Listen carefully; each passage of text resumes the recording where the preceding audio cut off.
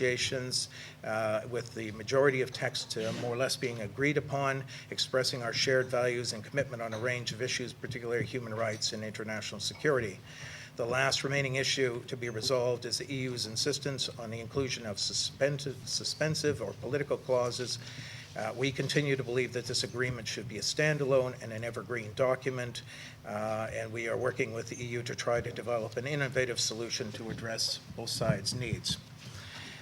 In closing, as two advanced democratic economies and societies, Canada and the EU enjoy a robust relationship but it inevitably will, as with all relationships, have some challenges. Two of these challenging issues are getting a lot of attention these days in both Canada and the EU. I'm referring to the proposed treatment of Canada's oil sands crude in the draft implementing measures on the EU's Fuel Quality Directive, and to Canada's visa policy with respect to Bulgaria, Romania, and the Czech Republic. On both these issues, it's important to remember that Canada and the EU share common goals. We support the objective of the Fuel Quality Directive to reduce greenhouse gas emissions, but we have serious concerns with the discriminatory nature of its proposed implementation. On visas, our ultimate goal is to offer visa-free travel to nationals of all, I repeat, all nationals from EU member states. At the moment, however, there are still elements that need to be addressed so that we can achieve this goal. And I want to emphasize that the EU must share responsibility in finding a solution to this problem of mutual concern.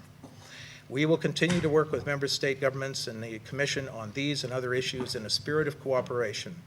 These issues remain separate from the CETA negotiations, and our intention is to find solutions that will bridge our differences in a way that will not impact on the ongoing CETA negotiations and the important economic benefits this agreement will bring to both sides.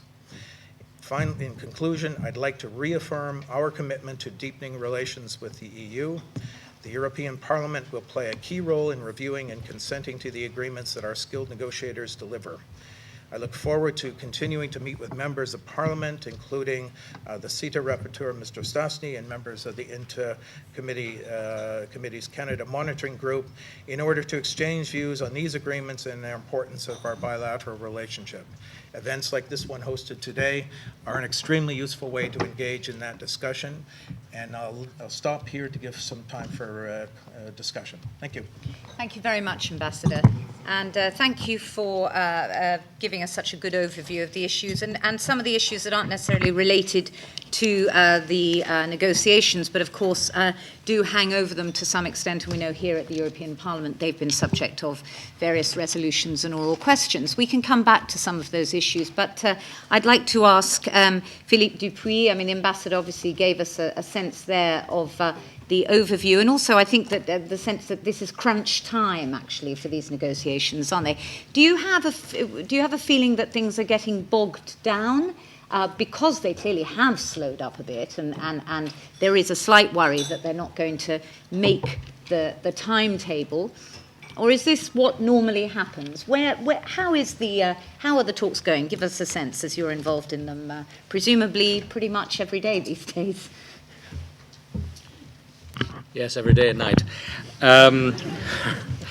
So yes, thank you. Thank you first to the ALD and also in particular to Ms. Koch-Merin for this invitation. I think it's a good moment to maybe give a state of play of where we stand in these CETA negotiations.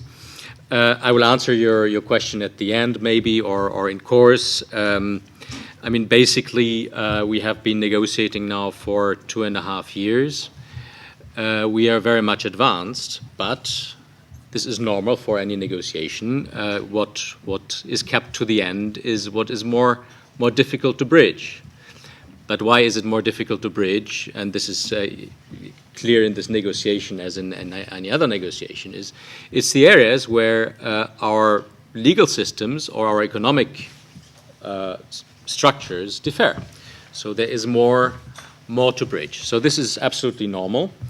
I think the point here, and which was already mentioned by Ambassador Plunkett, is that we work with the Canadian colleagues in an extremely constructive and forward-looking spirit in order to try to to find the middle ground on some of these issues on which I will briefly come back. Where do we stand overall? Let me maybe first talk about market access and then about, let's say, the rules or the text briefly. On market access, we usually look at 3 areas. We look at the market access in goods, we look at services investment, and we look at public procurement. Now, on goods, we have currently a situation where over 99% of the tariff lines are already covered for this agreement in terms of liberalization. I mean, this can go up to 7 years in terms of dismantling.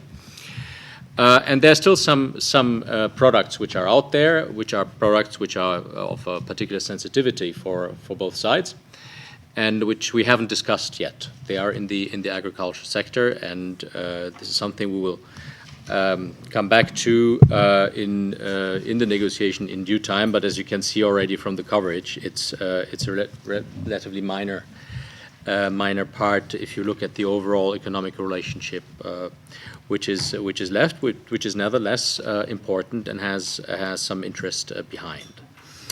On service investment, on services, what are we doing on the European side? We are of course striving to get an opening from Canada which goes a little bit beyond NAFTA. So we would like to have access to the services markets. That's normal. We are a strong services economy in Europe, and we would like to be able to work with Canada as vice versa. Canada is equally a strong service economy, so it works both ways. We also would like to have further openings on investment possibilities. As was mentioned before, investment is a key element of our relationship. Canada is the 4th biggest investor in the European Union. The EU is the 2nd investor in Canada. So in a way, the economic relationship is much more determined by the investment relationship than by just sending back and forth goods. So there's much more behind it, and it's of course interesting.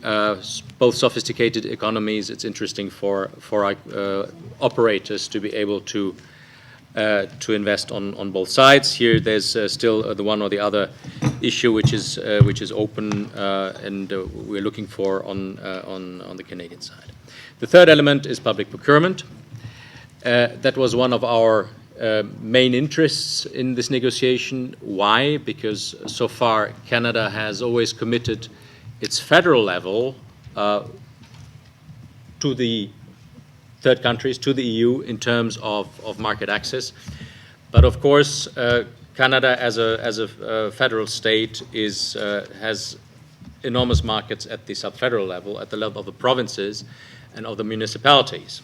And so far, Canada did not have any obligation to treat our operators on an equal footing.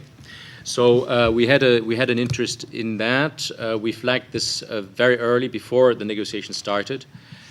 We must also recognize, to the credit of Canada, that there has been a big effort, and what we currently have on the table in terms of potential opening. I mean, everything remains conditional until everything is closed. This is the rule in the negotiations, in any negotiation. What is on the table goes far beyond what Canada has opened or committed to anybody else before. So this is important, but there are still some gaps in this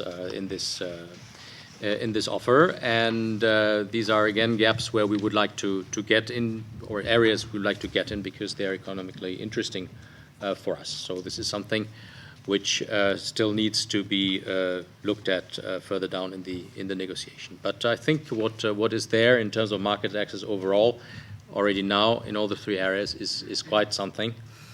If we close today, we would have a very ambitious agreement, but we would like to get to do the full mile on this.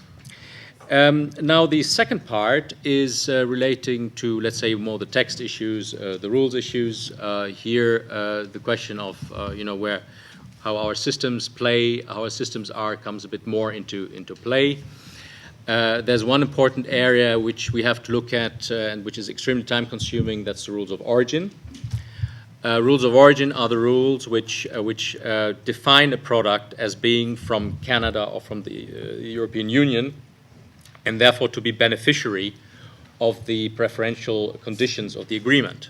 If you don't have that, you risk that products from countries which are not part of a preferential agreement flow under the agreement and get preferential treatment. That means that products from China via Europe get into Canada with tariff preferences, or Indian products via Canada, just to give an example.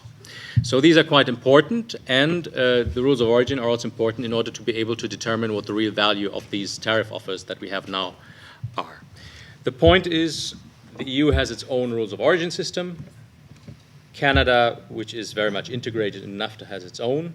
They're different, and we need to find a common ground. So this is complex. It's a big book of rules per product, so to say. So it's a complex and long negotiation, but we are making good progress there. There's other areas that we continue to tackle, which are advanced, but which need to be finalized as well. That's SPS, where so sanitary and phytosanitary measures, where our systems differ as well and need to be bridged. We have offensive interest from the European side on intellectual property rights, notably on pharmaceutical patents, where we would like to create a level playing field between the EU and Canada. We talk still about GIs, and we also talk, of course, about investment protection now, since this has become EU competence. And of course, here it's a new field. It's an interesting new approach, and we need to find a common ground here as well with Canada, which has much more experience in that area than the EU has, not as the member states have. The member states have been negotiating investment protection agreements for quite some time already, but let's say there's now 27 approaches that we need to bring together. So this is also an internal exercise. Let me also mention, maybe as a very last, I don't want to be exhaustive here, but that we would like to facilitate the temporary movement of highly qualified professionals, so managers, financial experts, lawyers, you name it. I think this is in the interest of the investors, who would like to be able to move back and forth their specialized personnel. We would also like we have created a framework for the mutual recognition of professional qualifications. It can only be a framework. Then the professional associations need to bring their individual agreements of mutual recognition into CETA. But it's an interesting new approach that we do for the first time in the framework of an FTA with CETA, and which also benefits more directly the citizens. I leave it at that for the moment. Of course, happy to answer further questions. Let me just say that we are not bogged down. We are simply in a phase where, by nature, we need to tackle a set of issues which have more, let's say, more difference in itself. That's normal, but we are very well on track to finalize this year. We are optimistic that this will work out, and there's no sign pointing into another direction. So I think this is very well on track. But a negotiation is a negotiation, so you cannot give a precise date. You can just put yourself deadlines and try to keep the momentum, keep the pressure, the steam.